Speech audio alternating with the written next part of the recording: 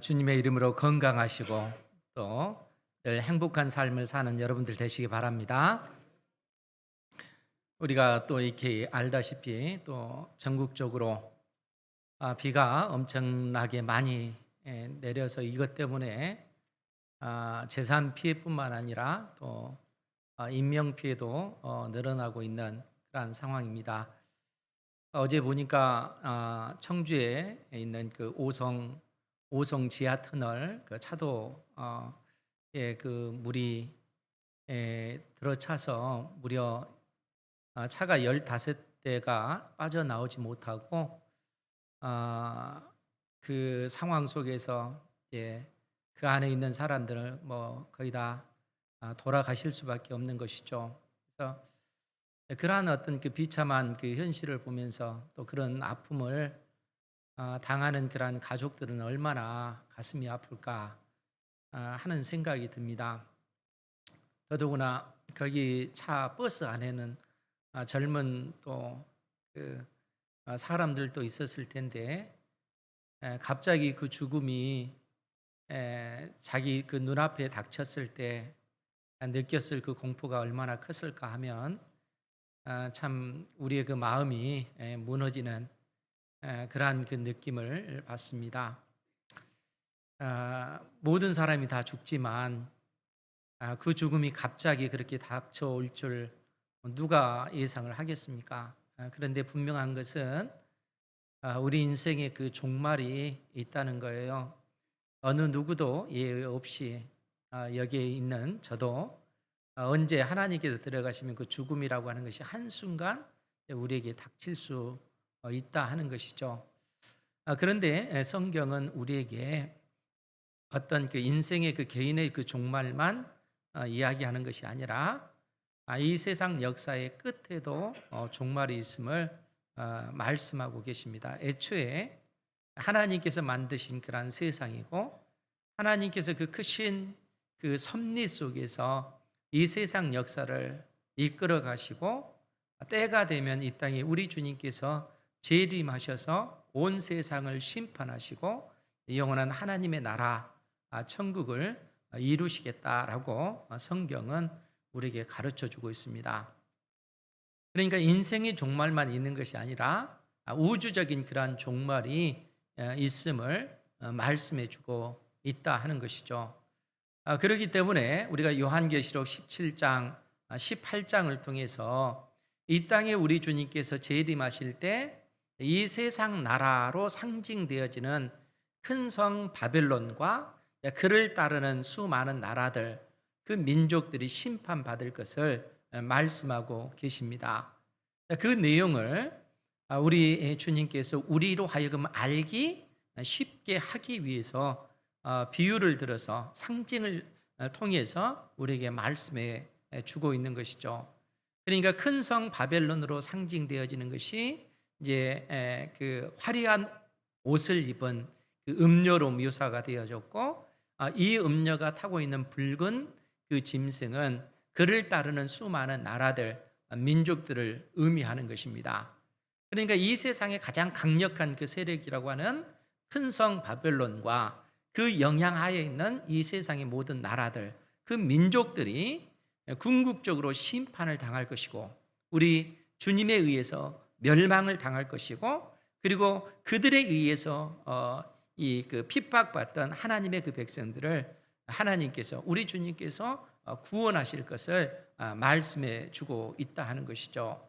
그렇기 때문에 오늘 본문의 말씀은 이러한 세상 나라가 멸망당하고 그 가운데서 하나님의 택한 백성들을 구원해 내신 우리 하나님의 놀라운 그 사랑을 믿음의 백성들이 찬양하는 그 내용을 담고 있습니다. 그래서 오늘 말씀을 보면 할렐루야라고 하는 이러한 그 찬양의 그 음성이 4번에 걸쳐서 표현되어지고 있습니다. 1절 말씀에도 할렐루야 이렇게 기록이 되어져 있고요. 3절 말씀에도 보면 두 번째로 할렐루야, 4절에도 아멘 할렐루야, 그리고 6절에도 할렐루야 이 찬양의 소리가 울려 퍼지고 있는 것입니다. 그런데 이제 우리가 자주 할렐루야 이 소리를 했기 때문에 정작 할렐루야가 어떤 의미를 가지고 있는가 하는 사실에 대해서 우리가 깊이 생각하지 못할 때가 있는 것 같아요. 할렐루야가 무슨 뜻입니까? 아멘. 하나님을 찬양합니다. 그러니까 할렐루야 그 말은 여호와를 찬양하라 그 얘기예요. 그럼 어떤 상황 가운데 주어졌을 것 같아요? 여호와를 찬양하라. 우리 하나님을 찬양합시다. 이렇게 고백하는데 그 할렐루야의 그 음성이 선포될 때는 택한 백성들이 고통 가운데 있을 때, 그리고 그 고통 속에서 하나님께서 놀라운 그 은혜로 하나님의 택한 백성들을 억압했던 그 세력들을 멸하시고 택한 백성들을 구원해 주셨을 때 하나님의 그 백성들이 하나님의 그 놀라운 그 사랑에 감격하여 할렐루야, 하나님의 그 구원의 그 놀라운 은혜를 여호와를 찬양하라 이렇게 선포하면서 우리 하나님을 찬양했던 것입니다. 그러니까 이 세상 역사의 끝에 하나님의 그 택한 백성들, 즉 이 바벨론으로 상징되어지는 큰 성 바벨론으로 상징되어지는 그 나라와 그를 따르는 수많은 이 세상의 나라들, 그 민족들에 의해서 핍박당하고 또 죽임당하는 하나님의 그 택한 백성들이 우리 주 예수 그리스도께서 재림하셔서 그 세력들을 심판하시고 택한 백성들을 구원해 주시는 그 놀라운 그 은혜를 힘입어서 할렐루야 이렇게 찬양하고 있다는 거예요.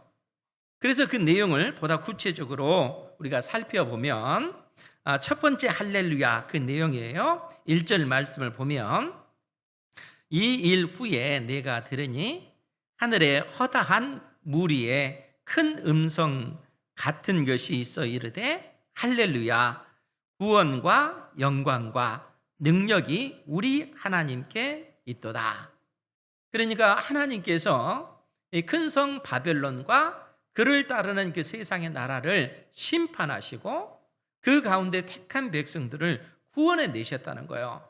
그러니까 구원받은 하나님의 그 백성들을 하늘의 허다한 무리로 이렇게 표현하고 있는 것입니다.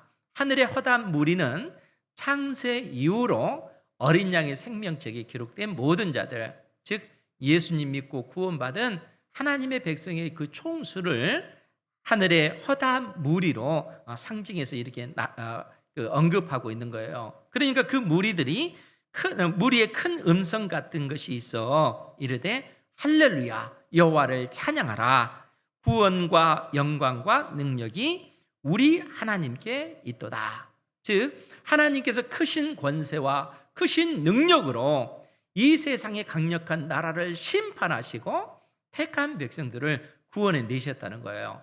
여러분, 이 세상에 강력한 그 나라를 심판하시기 위해서는 우리 하나님은 전능하시고 전지하시고 크신 권세와 능력이 있으신 분이셔야만이 가능하잖아요. 전능하신 하나님께서 그래서 이 세상 나라를 심판하시는 것입니다. 크신 권세와 그 능력으로 택한 백성들을 구원해 내셨다는 거예요. 하나님의 이 놀라운 그 구원을 찬양하면서 여호와를 찬양하라 이렇게 고백하고 있는 겁니다. 그러면서 뭐라고 고백을 하냐면은 그의 심판은 참되고 의로운지라. 즉 하나님께서 이 세상 나라를 심판하시는 것은 지극히 정당한 행위입니다. 하나님의 심판은 의로우신 것입니다. 이렇게 찬양을 하고 있는 것입니다. 그러면서 뭐라고 얘기하냐면은 음행으로 땅을 더럽게 한 큰 음녀를 심판하사 자기 종들의 피를 그 음녀의 손에서 갚으셨도다. 그러니까 이 세상 나라를 음녀다 이렇게 표현을 해요. 그러면 여러분 생각이 한번 해보십시오. 음녀다라고 했을 때 보통 우리가 이해하는 어떤 그 개념으로 음녀라고 하는 것은 자기의 그 남편을 온전히 사랑하지 못하고 다른 남자를 사랑했을 때 음녀다 이렇게 표현을 하잖아요. 즉 하나님께서 이 세상을 향하여 음녀로 상징화시킨 것입니다. 큰 성 바벨론을 음녀로 그렇게 묘사를 한 거예요. 그럼 왜 그렇게 얘기했을까요? 우리가 지난주에 그 말씀을 봤지만 큰 성 바벨론의 대한 하나님의 그 진노의 그 심판이 주어지는 그 이유를 그 계시록 18장 23절 중반절에 보면 큰 성 바벨론을 향하여 너의 상인들은 땅의 왕족들이라 내 복술로 말미암아 만국이 미혹되었도다 이렇게 선언하고 있습니다. 그러니까 큰 성 바벨론을 향해서 너의 상인들은 땅의 왕족이다 이렇게 표현을 해요. 왜 상인을 왕족이다 이렇게 묘사를 할까요? 그것은 큰 성 바벨론에서 장사하는 그 사람들이 왕과 같은 그러한 위치에 있기 때문에 그런 것입니다. 즉 무슨 얘기냐면은 이 세상 나라들이 마땅히 하나님 앞에 돌려야 될 그 모든 영광을 다 취했다는 거예요. 여러분, 하나님께서 온 세상을 창조하신 창조주시잖아요. 하나님께서 왕이시라는 거예요. 그런데 이 세상 나라는 그 영광을 하나님께 돌리지 아니하고 그 영광을 자기들이 다 차지한다는 거예요. 이 세상의 그 모든 그 영광이 자기의 힘과 자기의 능력으로 이룬 것처럼 그 모든 영광을 이 세상 나라들은 다 취하는 것이라는 것이죠. 그 표현을 바로 너의 상인들은 땅의 왕족들이다 이렇게 선언하고 있는 겁니다. 그래서 이 세상 나라의 가장 큰 가치는 뭐냐면은 하나님을 영화롭게 해드리는 것이 가치에 있는 것이 아니라 어떻게 하면 이 세상에서 왕처럼 생활할까? 이 세상 사람들이 왕처럼 살기 위해서 그들에게 가장 필요한 게 뭐겠어요? 세상 사람들이 추구하는 가장 큰 가치, 돈이죠. 그렇지 않습니까? 그래서 상인으로 비유해서 얘기를 하는 것입니다. 돈이 있으면 이 세상에 왕처럼 생활하고 하는 것이고, 또 그러한 어떤 돈이 많음으로 인해서 그들이 마치 그 모든 돈을, 그 부를 자기 힘과 자기 능력으로 이룬 것처럼 세상은 생각하기 때문에 그렇다는 거예요. 그런데 하나님께서 뭐라고 말씀하셔요? 그 모든 것을 다 하나님께서 주신 거라는 거예요. 하나님께서 주신 것이기 때문에 그들이 얻은 것이지 그들의 힘으로 능력으로 얻은 것이 아니라는 거예요. 그러나 세상은 그러한 어떤 그 영광을 하나님께 돌리지 아니하고 자기들이 다 취하는 것입니다. 뿐만 아니라 그러한 어떤 그 영향력을 수많은 나라들, 민족들에게 그대로 전파하는 거예요. 그래서 온 세상은 하나님을 영화롭게 해드리는 것이 아니라 그들이 누리고 있는 그 모든 것을 자기의 힘과 자기의 그 능력으로 얻은 것처럼 그 모든 영광을 자기들이 다 취한다는 것이죠. 그래서 하나님께서 이 세상을 음녀라 그렇게 표현을 하고 있고 이 세상을 심판하시겠다라고 말씀하고 계시는 것입니다. 뿐만 아니라 그러한 세상이 진리의 말씀을 가진 하나님의 백성들을 핍박하고 그들을 또 순교당하도록 만들었기 때문에 하나님께서는 세상을 심판하시는 거예요. 즉 우리 주님께서 이 땅에 재림하셔서 그러한 일들을 이루시는 것입니다. 그래서 하나님의 택한 백성들이 하나님의 그 놀라운 그 구원의 그 역사를 보면서 할렐루야, 하나님께서 행하시는 그 모든 일들은 정당합니다, 하나님의 그 심판은 의로우십니다, 이렇게 고백하고 있는 것입니다. 그것이 첫 번째 할렐루야 속에 담겨져 있는 의미다 하는 것이죠. 그런데 하나님의 백성들이 두 번째로 이제 할렐루야 하니, 우리 3절 말씀인데 같이 한번 볼까요? 시작. 두 번째로 할렐루야 하니 그 연기가 세세토록 올라가더라. 아멘. 하나님의 택한 백성들이 할렐루야, 여호와를 찬양하라, 하나님을 찬양하라. 왜 하나님을 찬양한가 하면 그 연기가 세세토록 올라가기 때문에 그렇다는 거예요. 여기서 그 연기는, 여기서 그가 연기를 가리키는 것이 아니라 여기서 그는 그 여자에게서 나는 연기를 의미해요. 그러니까 그 여자는 누구냐면은 큰 성 바벨론으로 상징되어지는 음녀를 의미합니다. 그러니까 하나님께서 이 세상 나라를 심판하시는 거예요. 하나님께서 심판하시되 그 심판을 당한 이 큰 성 바벨론은 그 연기가 세세토록 올라가는 그런 상황이라는 거예요. 영원히 올라간다. 그 얘기는 뭐겠어요? 영원히 그 나라는 심판당한다는 거예요. 세상 나라는 완전히 진멸당하고 만다는 겁니다. 제가 지난번에도 말씀을 드렸지만 고린도전서 15장 24절 말씀에 보면 우리 주님께서 이 땅에 재림하실 때에 그 광경이 묘사가 됐는데, 우리 주님께서 이 땅에 재림하셔서 하신 그 일들에 관해서 뭐라고 표현이 됐냐면은, 그가 모든 통치와 모든 권세와 능력을 멸하시고 하나님의 나라를 하나님 아버지께 바칠 때라, 이렇게 언급을 하고 있다는 거예요.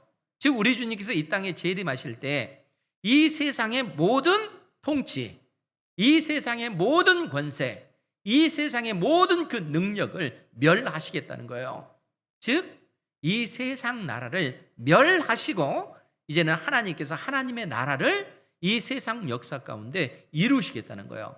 천국을 이 세상 역사 끝에 이루시겠다는 거예요. 그리고 그 나라를 아버지 하나님께 바칠 때라, 이렇게 언급하고 있습니다. 그러니까 우리 주님께서 이 세상 나라를 멸하신다라고 할 때는 큰 성 바벨론이 멸망당하되 영원히 멸망당할 것을 말씀해 주고 있다는 거예요. 그렇기 때문에 하나님의 백성들이 하나님의 그 놀라운 그 구원의 은혜에 감격하여 할렐루야, 하나님을 찬양하고 있는 것입니다. 그것이 두 번째 할렐루야, 이 찬양 속에 담겨진 의미라는 것이죠. 그리고 세 번째로 그 할렐루야가 또 등장하는데 4절 말씀입니다. 4절 말씀에 보면 또 24장로와 네 생물이 엎드려 보좌에 앉으신 하나님께 경배하여 이르되 아멘 할렐루야 하니. 여러분, 이제 24장로 또 네 생물은 이제 이들이 의미하는 바가 뭔가를 생각을 해야 돼요. 우리가 계시록 4장에 보면은 24장로가 등장합니다. 왜 24장로인가 하면 구약의 12지파와 신약의 12사도, 즉 구약의 12지파는 하나님의 그 구약의 하나님의 언약 백성을 상징하는 그 수예요.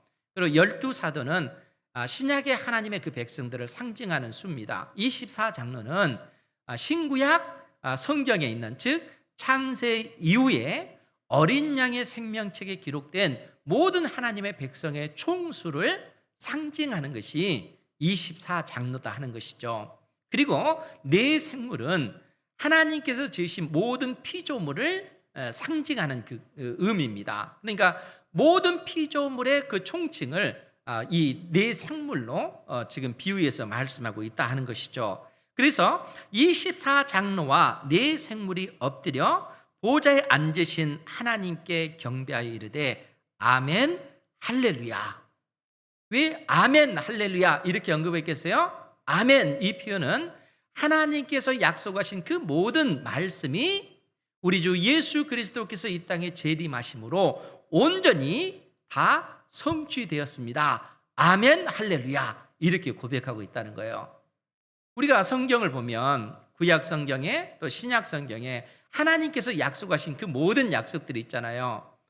그런데 하나님의 그 약속은 1.1획도 결코 틀리지 않는다는 거예요. 하나님께서 하신 약속은 우리 주 예수 그리스도 안에서 이 세상 역사 가운데 반드시 다 성취되어진다는 거예요. 그러니까 하나님의 그 백성들이 이 땅에 우리 주 예수 그리스도께서 재림하셔서 이 세상 나라를 멸하시고 하나님의 나라를 완성시키시는 그 모든 것들을 보면서 아멘 할렐루야, 하나님께서 약속하신 그 모든 약속들이 온전히 성취되었습니다. 이 세상 나라를 멸하시고 택한 백성들을 구원하시는 하나님의 그 놀라운 그 구원의 은혜를 찬양하고 있는 그러한 그 모습인 것이죠. 그래서 하나님의 택한 백성들이 5절 말씀에 보면 보좌에서 음성이 나서 이르시되 하나님의 종들 곧 그를 경외하는 너희들아, 작은 자나 큰 자나 다 우리 하나님께 찬송하라 하더라. 그래서 이 표현이 있는 것입니다. 창세 이후로 하나님의 그 어린 양의 생명책이 기록된 모든 자들은 마땅히 하나님의 놀라우신 그 은혜를 찬양하라 하는 이 고백이 이렇게 언급되어져 있다는 것이죠. 그것이 세 번째 할렐루야 하는 찬양 속에 담겨진 의미입니다. 그럼 네 번째는 뭐겠습니까?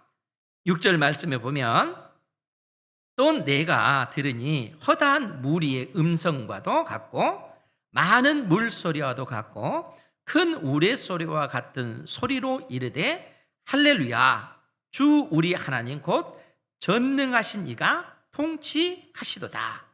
이제 음성과 관련해서 허다한 무리의 음성, 또 많은 물소리, 또 큰 우레소리와 같은 소리로 할렐루야 주 우리 하나님 곧 전능하신 이가 통치하시도다, 이렇게 고백을 하고 있습니다.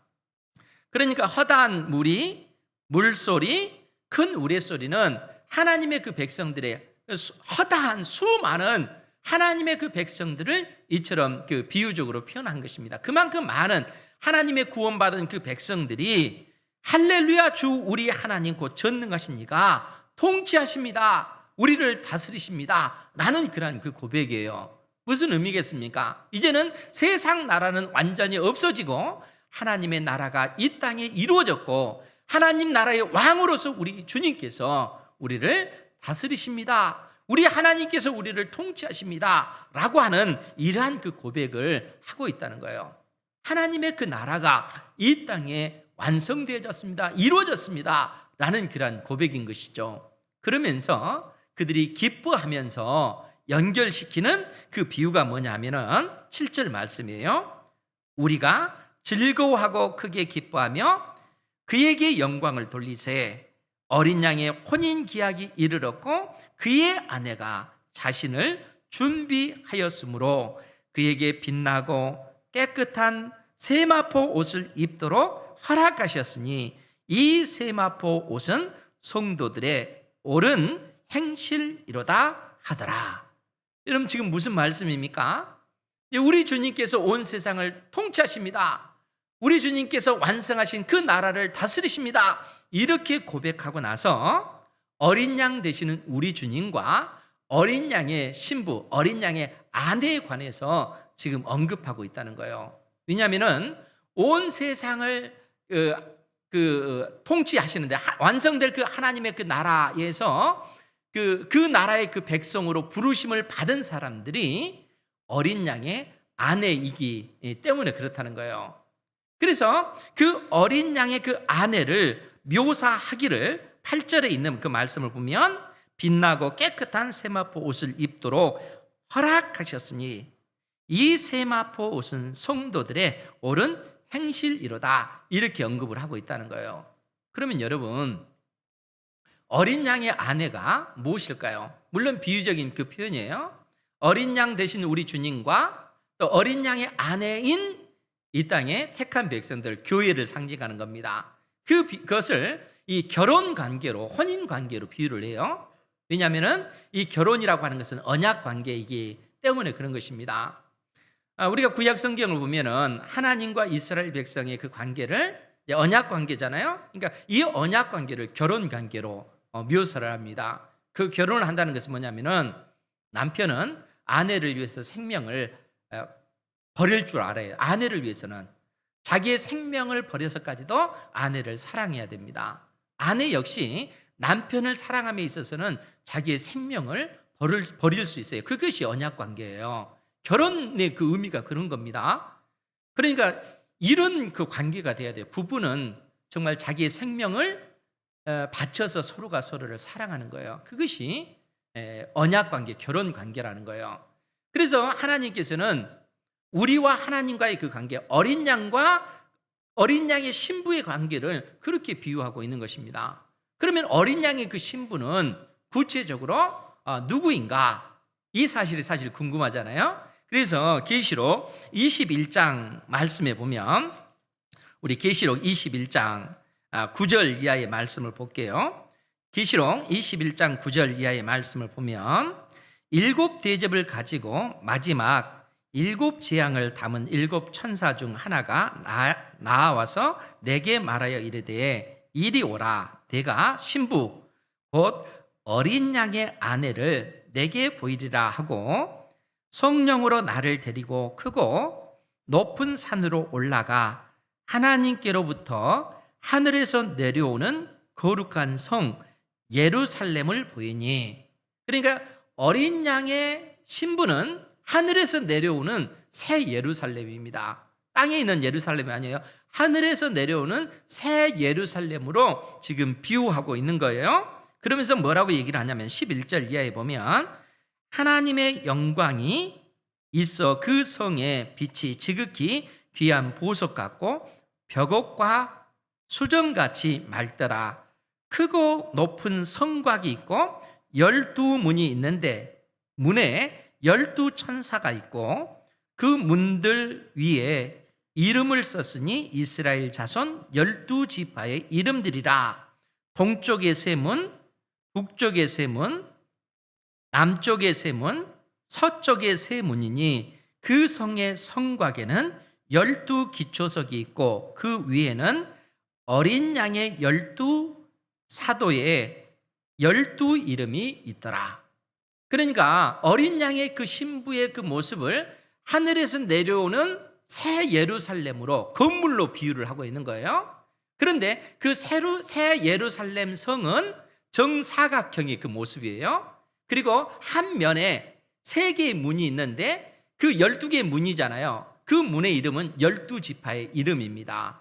그리고 12개의 그 성곽이 그 성을 지탱해 주는 그 기초석이 있는데 12개인데 그 문의 이름은 12사도의 이름이에요.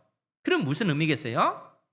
새 예루살렘이 의미하는 것은 하나님의 택한 백성의 총수를 지금 상징하고 있다는 거예요.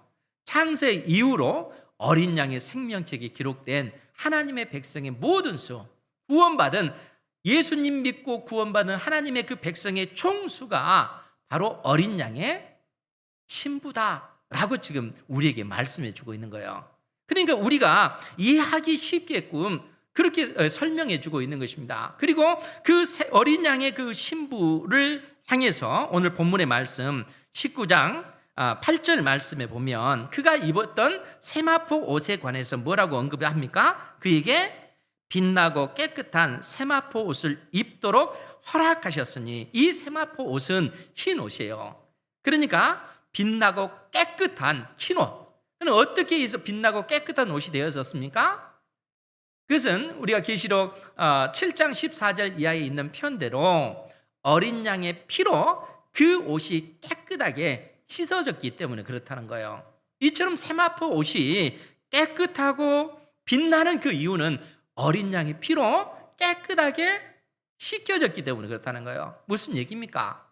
우리가 입은 옷은 낡고 누추하고 초라한 옷이라는 거예요. 그런데 예수님께서 그 십자가의 피로 우리에게 입혀주신 그 옷은 맑고 깨끗하고 흰 옷이라는 겁니다. 그럼 무슨 의미입니까? 우리가 하나님 앞에 구원받은 것은 내 행위로, 내 선한 행실로 구원받은 것이 아니라 예수님의 십자가의 피로, 주님께서 우리의 모든 죄 때문에 십자가에 못 박혀 죽으시고 우리의 죄를 용서해 주셨기 때문에 우리가 예수 그리스도를 믿음으로 말미암아 의롭게 되어졌기 때문에 우리가 의롭게 되어진 그 상태를 바로 빛나고 깨끗한 세마포 옷을 입은 상태로 이처럼 묘사해 놓고 있다는 거예요. 그러니까 우리가 어떤 행위로, 선한 행실로 구원받은 것이 아니라 오직 예수 그리스도를 믿음으로 말미암아 우리가 구원을 받은 것입니다. 이 믿음 가운데 살아가시기 바랍니다. 예수님의 그 십자가 피가 있기 때문에 그것으로 인해서 우리가 거룩한 하나님의 자녀가 됐다는 거예요. 새 예루살렘, 어린 양의 신부가 될 수 있는 그 자격이 예수님의 십자가의 그 피로 말미암아 우리가 구원받았기 때문에 그렇다는 거예요.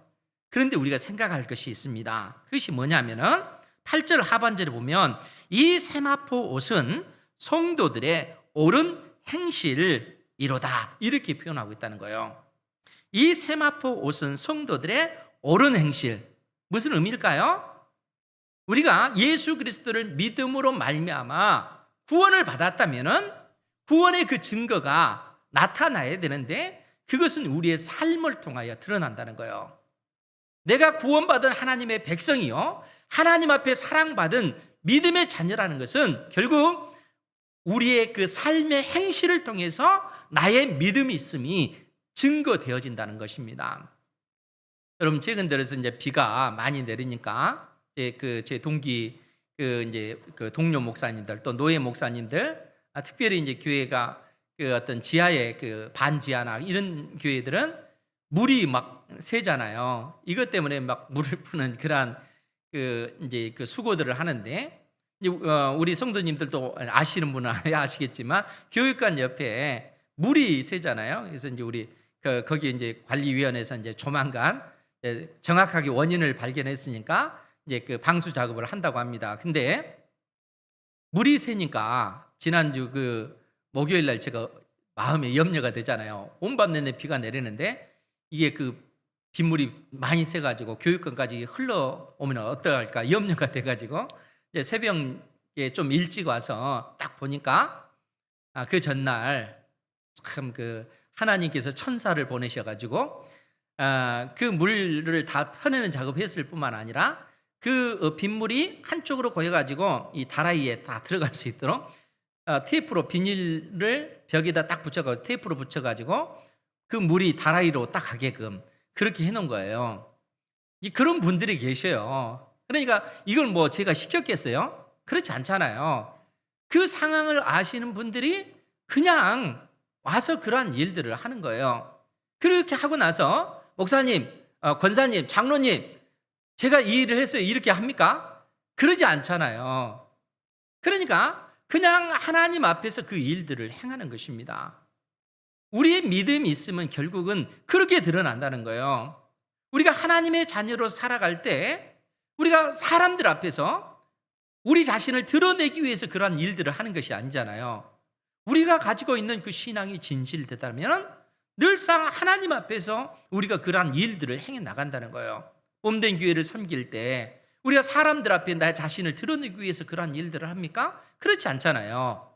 우리의 믿음이 있음이 우리의 삶을 통해서 그렇게 드러나는 거예요. 하나님께서는 그 믿음의 그 행실, 그 옳은 행실을 기뻐 받으시는 것입니다. 이러한 삶을 살아가는 우리 은행교회 모든 성도들 되시기 바랍니다.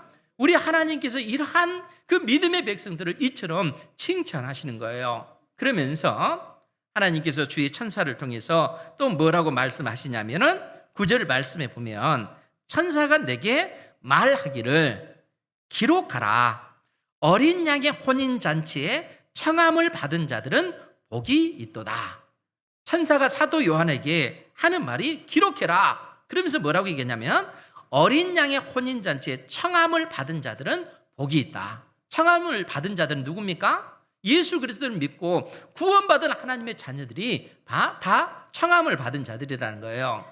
그러니까 우리가 9절 이전에는 어린 양의 신부로 상징되어졌잖아요. 그런데 여기 9절에서는 그 어린 양의 그 신부를 어린 양의 혼인잔치에 청함을 받은 자로 또 비유해서 이렇게 얘기를 하는 겁니다. 그러니까 어린 양의 혼인잔치에 청함을 받은 그 사람들은 우리 주님께서 이 땅에 가져오실 영원한 하나님의 나라, 그 천국을 상속받는 자들인 것이죠.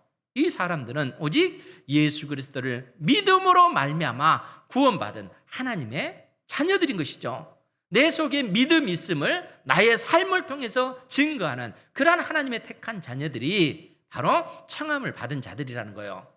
여러분들이 바로 우리 하나님으로부터 이미 청함을 받은 하나님의 자녀들입니다. 믿으시기 바랍니다. 우리는 바로 그 하나님의 나라 천국을 상속받게 되기 때문에 그래서 청함을 받은 자들은 복이 있도다. 하나님의 나라를 상속받기 때문에 복이 있다. 이렇게 선언하는 것입니다. 그러면서 뭐라고 얘기합니까? 또 내게 말하되 이것은 하나님의 참되신 말씀이라.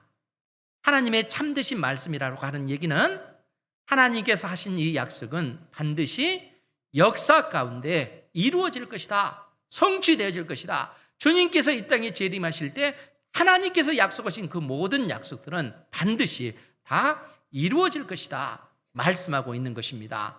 이 믿음 가운데 살아가시기 바랍니다. 그래서 우리는 하나님의 약속의 말씀을 붙잡고 믿음의 삶을 살아가는 것입니다. 그러니까 이제 이러한 상황 가운데 있으니까 사도 요한이 어떻게 행동을 하냐면은 10절 말씀에 보면 내가 그 발 앞에 엎드려, 즉 사도 요한이 천사의 발 앞에 엎드려 경배하려 하니 그가, 즉 천사가 사도 요한에게 말하기를 나는 너와 및 예수의 증언을 받은 내 형제들과 같이 된 종이니 삼가 그리하지 말고 오직 하나님께 경배하라. 그러니까 사도 요한의 입장에 있어서는 그 주의 그 천사가 얼마나 위대하게 보이겠습니까? 그러니까 그 천사에게 경배하려고 하니까 그 천사가 하는 얘기가 나에게 경배하려고 하지 마라. 나 역시 너희들과 똑같이 하나님 앞에 부름을 받은 종이다. 오직 하나님께 경배하라. 이렇게 얘기하는 거예요. 그러면서 뭐라고 얘기하냐면 예수의 증언은 예언의 영이라 하더라. 예수의 증언, 즉 예수님을 증언하는 그 증언, 그 표현이에요. 왜냐하면 우리가 하나님의 종으로 부르심을 받지 않았느냐? 그러면 종으로서의 그 역할이 무엇인가? 종은 예수님이 바로 하나님의 아들 되신다.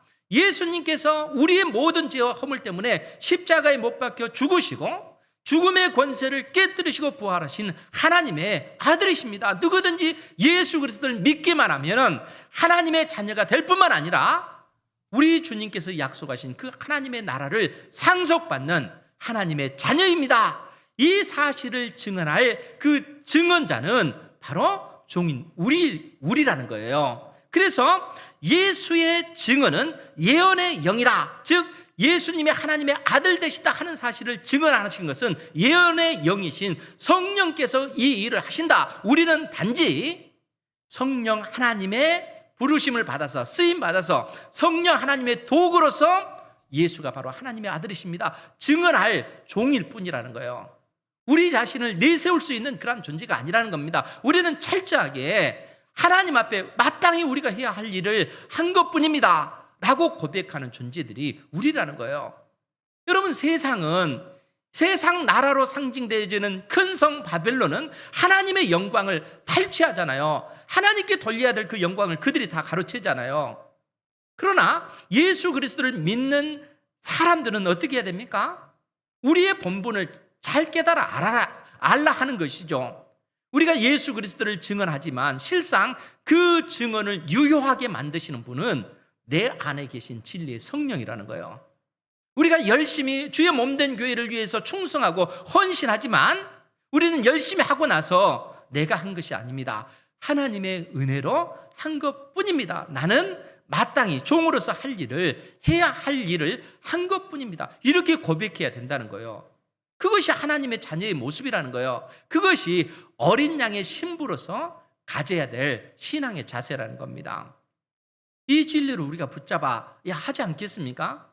이 진리를 잊어버리고 우리 자신을 드러내려고 하고 또 우리 자신이 다른 사람들로 높아지려고 하는 것, 이것은 세상의 원리라는 거예요. 세상의 질서라는 거예요.